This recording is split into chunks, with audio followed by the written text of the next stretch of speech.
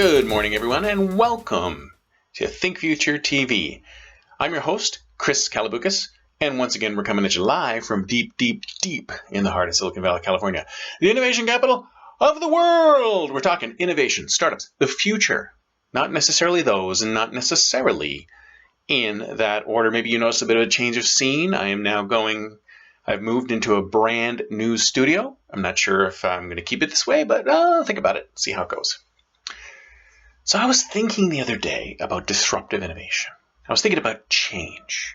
I was thinking about fear. I was thinking about how a lot of times when we come up with something brand new, completely different, totally out of the box, people are like, what? What? I don't know if you read about this the other day. It was a scientist who hadn't taken a shower in 12 years. That's right, folks. He hadn't taken a shower in 12 years. What he'd done, and you'd think, oh, this guy, he must really reek, right? But no, he is a scientist, so he built a chemical which basically takes bacteria from dirt, turns it into a spray, and he sprayed it on himself, and apparently the bacteria that he sprayed on himself killed the stink. So the smell is gone. Some people said he does have a little bit of faint odor around him, but he's been able to go without showers for 12 years. And, considering the kind of drought that we're in here in California, then who knows how much water that he saved. But when people hear that, when people see that, they go, ew, I don't want to do that. I can barely go for a day without a shower. 12 years? This guy must be some kind of freaking weirdo. But when I first saw that, I thought to myself, you know what?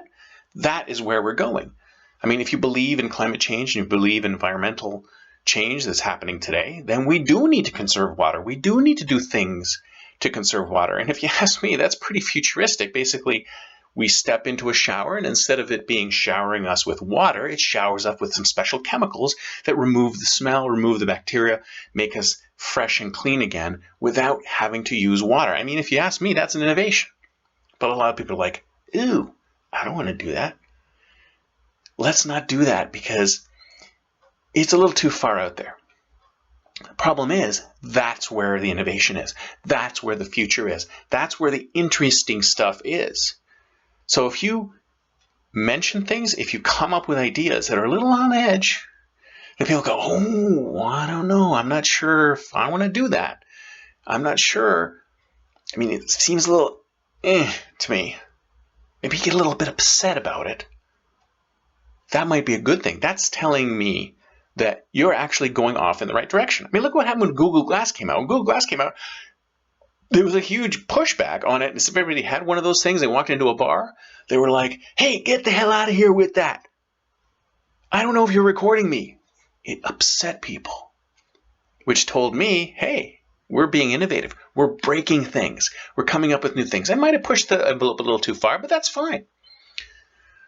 A couple of months ago, friends of mine at the Institute for the Future took their telepresence robot. I don't know if you've seen this Beam Pro telepresence robot. It's a little robot on wheels. It basically looks like an iPad. It's got your face on it, and it's got wheels, and you can connect to it from afar and roll around and be like a regular person. They walked into a bar with it. The moment they walked into the bar with it around the corner, they were accosted. Get that thing out of here. What is that weird thing? This isn't Silicon Valley, folks. Silicon Valley, the innovation capital of the world. People freak out when they see a telepresence robot roll into a bar. I mean, come on. If it's not going to be, if there's going to be a problem with it, it wouldn't be here, would it? I mean, we have a whole store in downtown Palo Alto full of Beam Pro robots riding around talking to you. Hey, you could be walking down the street and there's a little robot will pull up and go, hey, how you doing? Good to see you. And the guy could be in, who knows, Kansas, Singapore, wherever. But I digress. The fact of the matter is if you come up with an idea and it upsets people, then you may be on the right track. You may be doing something disruptive. You may be doing something so disruptive, so innovative, that it makes them uncomfortable. And if you ask me, that's a good thing. That's it for me for today. See you next time. And until then, don't forget to think future.